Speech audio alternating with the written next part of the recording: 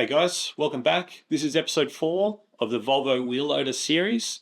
In this episode, we're looking at the two gear parts. So there's a 8-pin gear and a worm gear. Now, neither of these is done perfectly, particularly the 8-pin or 8-tooth gear. I actually sourced a part from McMaster and then edited it on the fly to try and match the Lego part. So you'll see a bit of my workflow there. It's not perfect, but it does give you an idea of some of the things that you can do in SolidWorks from sourcing files from other locations.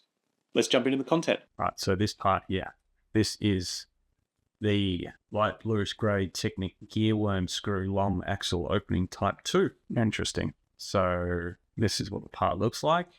Detail. There's no 3D for this. Not surprised. The image, it's okay. That fits an axle through it, but pretty loosely. It's not tight, as I'd expect something else might be. Not like this one, this gear here. This one's a tight fit. It doesn't slide around. This one is going to drop off. So different internal detail. The worm gear itself, though, going to be quite interesting to try and replicate. Let's jump in with new part. So a bit of a plan for this. We'll be able to measure a height. It's obviously not symmetrical, but I feel like there's a line that goes up the middle of the part. You can see it here. This line, and where the spiral ends are, this one ends towards this point. And if I flip this around, this one's ending towards this point. So to me, it says the spiral like does a 180 from start to finish. The top's actually like kind of cut off. So I expect that detail on the going to have to get a bit of camera, I think. Detail around the top edge, that's going to be tricky to do to replicate perfectly, but we'll give it a go. All right, let's jump in. First thing with this kind of part, probably just want to set like some approximate dimensions. Now let's do this from the top. Let's grab a circle. Let's get an outer diameter and set it right on like 10 millimeters or just under. I wouldn't be surprised if it's 9.8. Yep, 9.8. And then the size, we'll come back and do the size later, but full height, it's around 15 D.6. Okay, so we've got that one there, 9.8. On the front plane, we'll do one that goes straight up, and that's going to be 15.6. So we're just using some simple construction geometry to get going. Hello, Metab. Thanks for stopping by, man. Hope you're doing well. I think quality I'm talking about is in these images here. I want to be able to show in a bit higher detail some of these features that are really small. And the zoom, this is a webcam I'm using. The zoom quality isn't perfect for this. So the autofocus, we can do better. We'll get there. Okay, so what we want to do here, there's a couple of different details to this and different steps to it. If you have a look from this view, you can see that there's like a cylinder on the inside that goes all the way up the middle that's consistent. I'm not sure if we're going to be able to measure it accurately, but that bit's consistent. And you do that first, and then we add the spiral afterwards. And the spiral is going to be done with a helix and then a sweep. Let's do that inner part first. Then try and measure that diameter. It's going to be slightly skewed, but it's going to give me a rough idea. Around 7, just under 7 millimeters. And then the hole, like we can see straight up the middle, that's a straight surface with a rib, that triangle extrude that goes all the way through. That's close enough to 4.9 again. 4.9. So we'll do that on the top plane, 4.9, and I said 7. We're going to extrude that up to the top of this. This is the vertex. We're using the sketch. Okay, so just do those sketches again. So 4.9, 7, extrude up to vertex. Okay, all right. So that's the inside of the part. Now we can work on the profile and the path that we're going to use for the sweep. So in this one, let's do the path first. Now, what's interesting is, like, you look at this part, you can see the hexagon, the swept path starts down at the very bottom and goes all the way to the top. But when you're modeling it, you might want to actually start the path below it and finish it above to get the detail right. We'll see if we need to do that or not. To count how we're going to do this sweep, what we want to try and find is like an axis that goes, I don't know if that axis is the right word. We basically want to get from bottom to top a measurement. Come on, focus. How that doesn't focus. Let me flip that out of the way. 1, 2, 3, 4, 5, right? So it's going around 5 times, and then I'm going to measure the pitch in between them, because we can measure that, even though it's going to be by eye. We can go from edge to edge. Then we know the pitch. The pitch is the distance between. We know how many there are. The height can be worked out for the spiral. So let's use this circle that we've got here, and we'll work out a starting point. We go helix and spiral. Now, first thing is it's going the other direction, right? Can be difficult to see in a preview, but instead of going clockwise, this goes up counterclockwise. Now, we can say the starting angle is 0. The starting angle is here, right?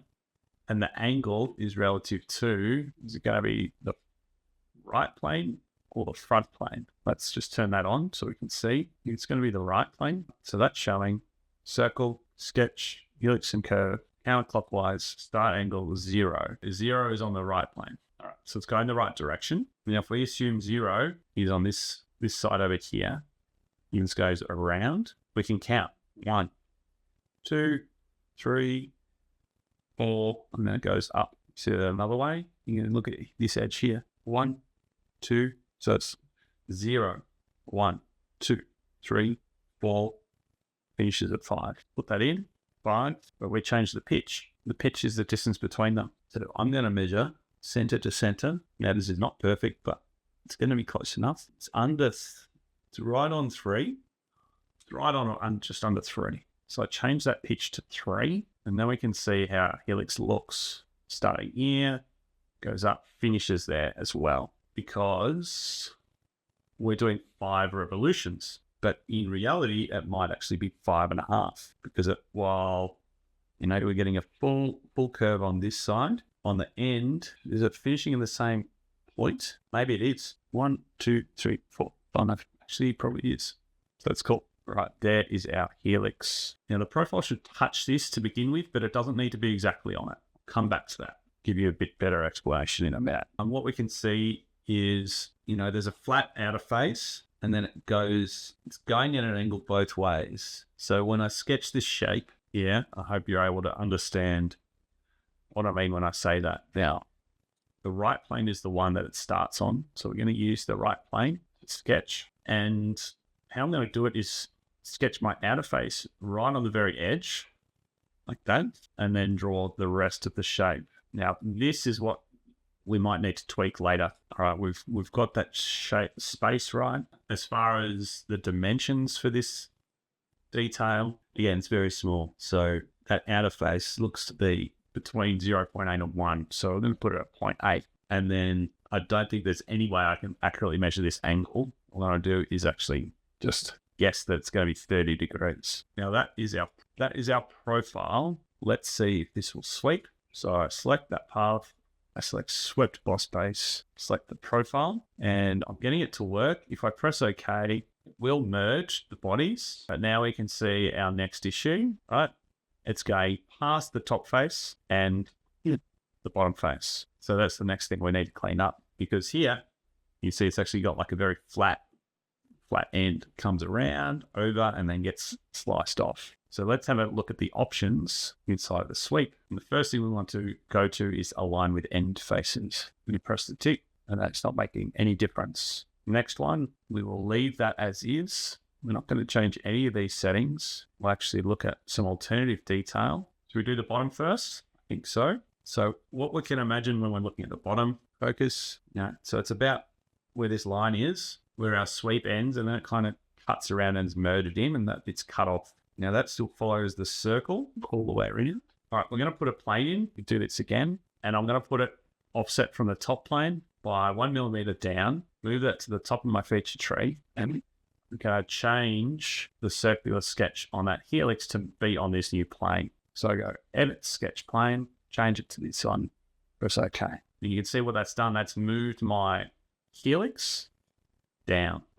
So it's now almost going all the way past the bottom. My spiral still has the same inputs, pitch is the same, revolution's the same. Now I've got a lot more material that passes over the bottom. So now let's continue with this one. We want to get this a little bit lower. We'll now use the move face tool. That's not going to work. I can lower the plane even more. It's going to come down to 1.5. All right, now it's really dropping off. And now the top is not quite there. So what I'm going to do is pitch and revolution. I'm just going to increase the revolutions. It's going to go up to 6 because the pitch is the real driver. So now I can see the result. It's going all the way past the bottom and the top. Then with this, we can do a sketch on the front plane. And what we're going to do is remove the material we don't need. So I'm going to just create a large box, top and bottom. I'm going to use this sketch here as a guide.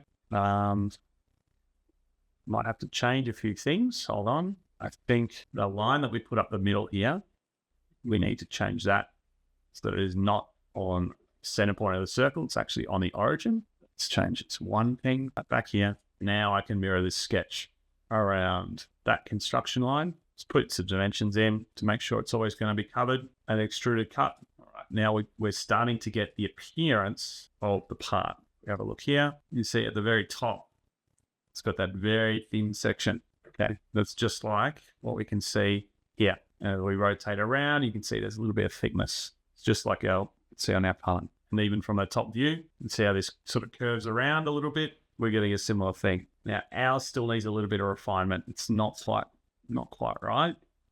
Because in reality, this sort of very thin edge, you'll lose that in the molding. So I wonder if there's a way we can kind of cut that off really neatly. Could be something like this. Let's suggest it's 0.3. We do one at the top and the bottom. So I'm just doing a chamfer, and I'm doing a chamfer at a 90-degree angle, which means where this face is horizontal, this ends up with a 90-degree angle on the edge. All right, so we can see that edge. Okay, now I'm getting much closer to this shape. Zoom gonna help us. Nope. Once we've done that chamfer, we can actually put a small fillet in there as well. So I'm gonna put a small fillet here and at the bottom. And that's looking pretty similar. Now just to do those pluses through the middle, we do that on the top plane. And if we try and have a look at the same orientation of what we've got here, we can see there's one in that bottom left corner, one in the right. We're going to do convert entities. We're going to do that sketch that we've done a few times now, just on one side, make it equal, put that radius in, and then we're going to select that and do a circular sketch pattern. We're going to do the 4 points and we're going to dimension it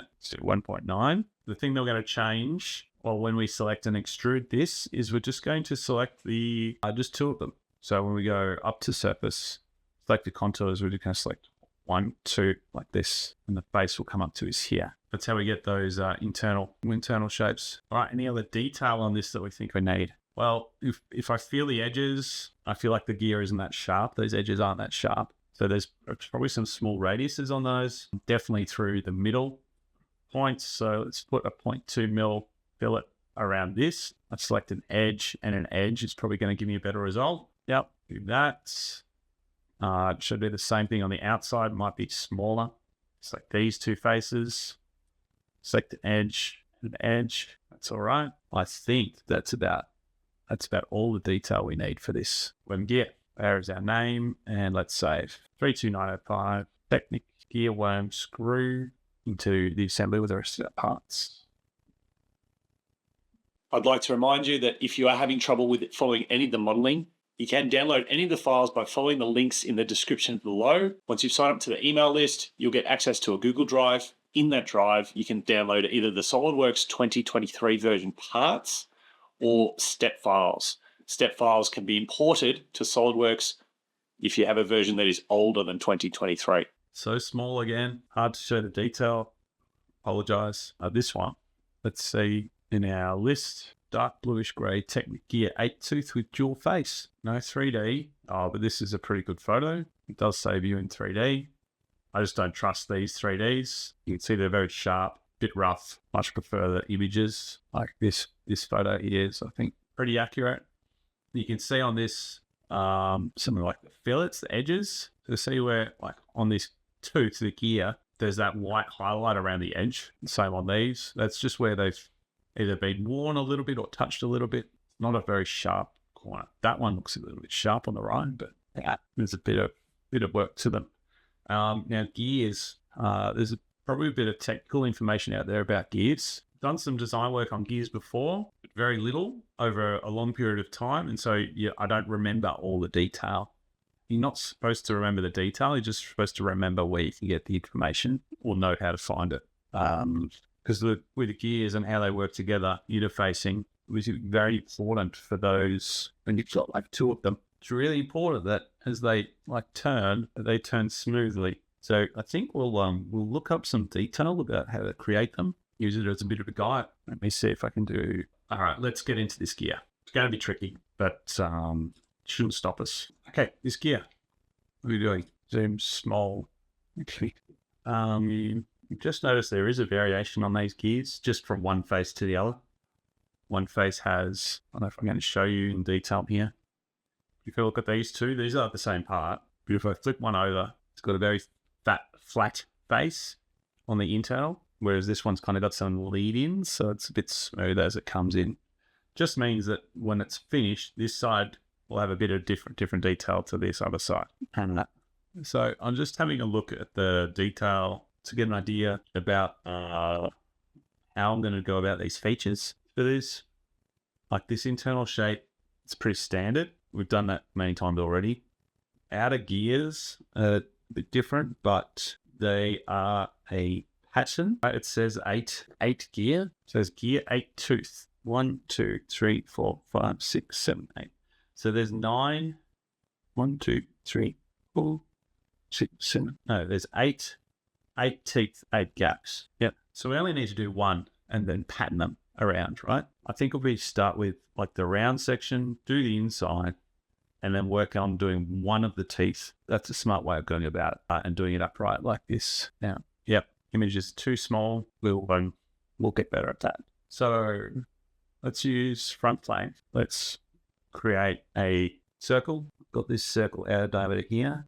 So 5.4. Whole inner diameter, 4 points. They're going to be the same. 4.8. It'll be 4.8. Yep. And then we've got our usual some triangle equal to. We're going to pattern that. Let's just get that on the origin. Get the dimension right.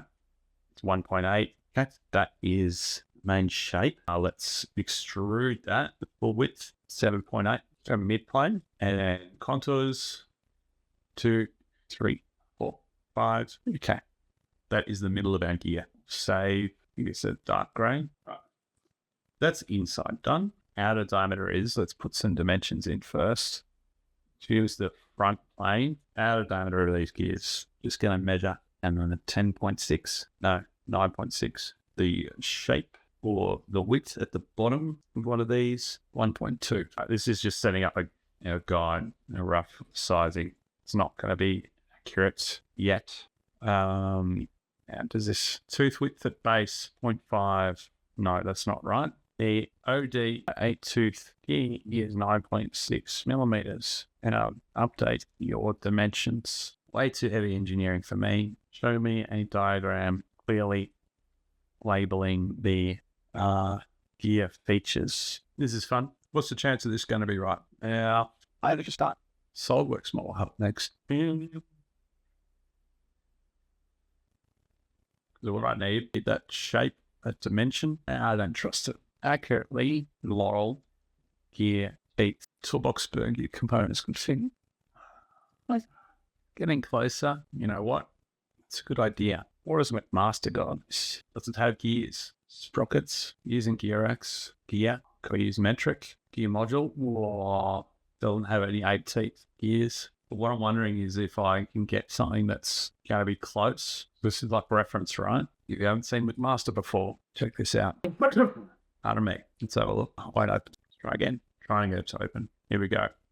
So here's the gear from McMaster, and they normally build things really accurately. Look at that. It's all driven by a series of equations. Kind of crazy, yeah? Sketch 2. And then how's it drawn it?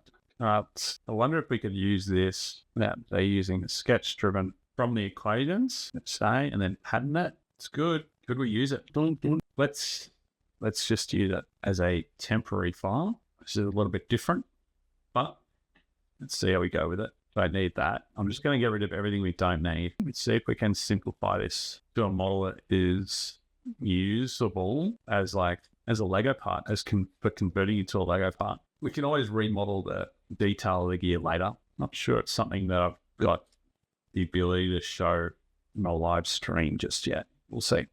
I'm just clearing everything I don't need. pattern. We'll keep fillets, keep cut, yes, keep that, yes. This one, get rid of that. And all right, are we able now to convert this? Let's go on here, revolve, get rid of that. Closer, yeah.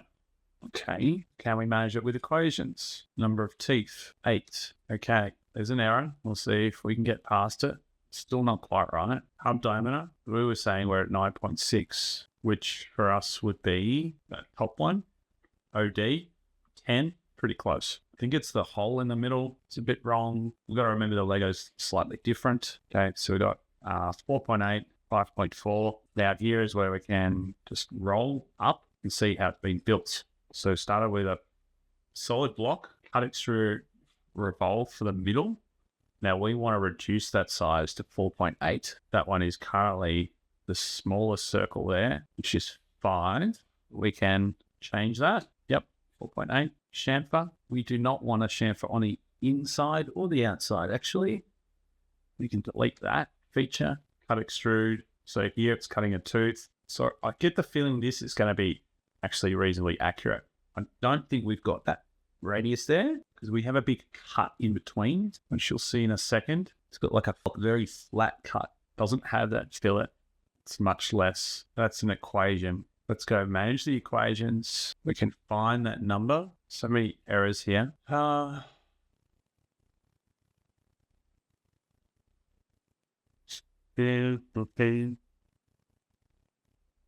see where it's driven. Ton of errors. I want to change this circular pitch by 1.25. Yep, I'm not going to do that anymore. This one's just going to be driven by a dimension. That's fine. That's better. It's a lot better. It's even going to be less. Fine. And then this is where the detail of this one's slightly different. So it's had the edges cut off, and that's what I'm showing in this file, 1.2 between sort of point to point. That's where in this cut, you see that's only 0.79. It's much more in ours. So let's get rid of that fillet entirely. Let's go front plane. It's interesting, it's got a flat edge there. And it's definitely round. That 5.5. We measure for this 5.4. Let's leave it. So I'm going to convert that. And we're just going to sketch this shape. Make those both horizontal equal. In dimension. Yeah, 1.2. I think. Yep. Cut. I'm going to go through both. Cut extrude, and I'm have to change that. In our Lego one, it's not that kind of flat. It is a arc which runs on that face. That looks better. Circular pattern. Pattern needs to include our cut. There we go. It looks extra funny. And why does it look extra funny? People know. Not sure if I can rotate to get the best view of that. Yeah, it's not straight. That's a mistake. It's an angled cut through different shape that I need to put it on. So this one here, you have to do it afterwards. Delete it, just get it out of there. Convert this straight across, back down. This one, come to the center. These be parallel. These be equal. Remove this, make this construction. This bit is what becomes a 1.2. Is that one right? 1.4. Move that up to there, and I want to get it in line with, say, like a midpoint of that edge. So right click midpoint, control. Now we can select that circular pattern. 8, cut through all both. Not quite right, because we need to cut what we're trying to cut off is this little edge. Yeah. What I can do, let me change the sketch. I'm going to put the sketch onto this face. Then I'm going to do my cut through all selected contours. I can select these faces. Now that's better. I've got this little edge up down the bottom there. It's a bit funny. I'm going to have to come back and fix that. Now I should be able to do a circular pattern of this. Yep, it's getting there. And I have to do that times 8 to fix it. So instead what I'll do, I'll sketch on this face, bring that down, convert this edge just to fill that tiny gap to surface. All right, progress. This is good progress now. Okay.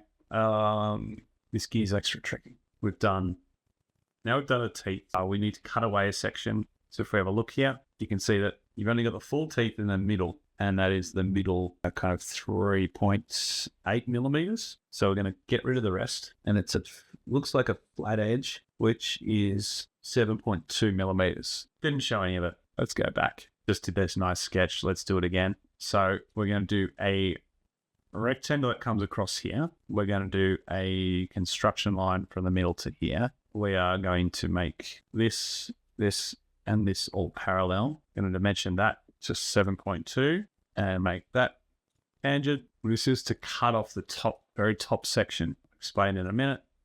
We'll just get the sketch right. Now here, just measure that width, 3.8. That's 3.8. So what I want to do is do an extrude cut through all offset 3.8 divided by 2, like that. And then I want to do a mirror of that. Now that looks funny because the entire width of the part needs to be reduced to 7.8. And delete this sketch. Don't think I need it. I need to make this mid-plane. 7.8. Cut revolve. So it doesn't even need to be cut revolve. Should just do a circle through there. It's 5 millimeters. 4.8 on that. We'll just put it into this. Yeah, I may as well put into this sketch the internal detail. This one. And circular pattern 1.8. Just need to update some pattern details, some features, some sketches. Shouldn't take us too long at all. Not to be scared. Box extrude. Just cleaning up of references, breaking references. As we simplify a model, sort of thing happens all the time. So we lose like the reference to up to face, for instance. So you just got to update that detail. This last one here, as you go through, it's less and less. And get rid of all the errors. Now we've got a nice clean model. All right, now, is that part starting to look like our actual part? Say yes, very much yes. Except that the gears are at a different orientation to the X in the middle. It's the annoying part here. Can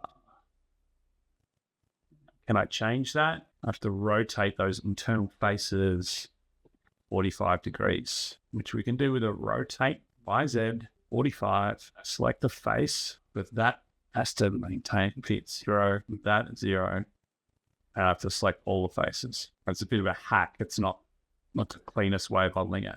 Is that right? Did I go too far? I did go too far. There needs to be that divided by 2. There we go. So now the tooth is properly aligned. See what I mean? You got like the plus signs going up, down. That's the same in line with the tooth. Now I'm going to save this over the top of the other one that I've done. This one. All right. That is our third one done for today. We got time for one more. Hey, thanks for watching all the way to the end. Really appreciate that. This has been the LEGO Build and Learn series by Fully Defined. If the next video has been released, it'll be on the top link to your right. Please hit the thumbs up and subscribe, and leave a comment below with what you'd like to see next. Your feedback is what motivates me to provide more content. See you in the next one.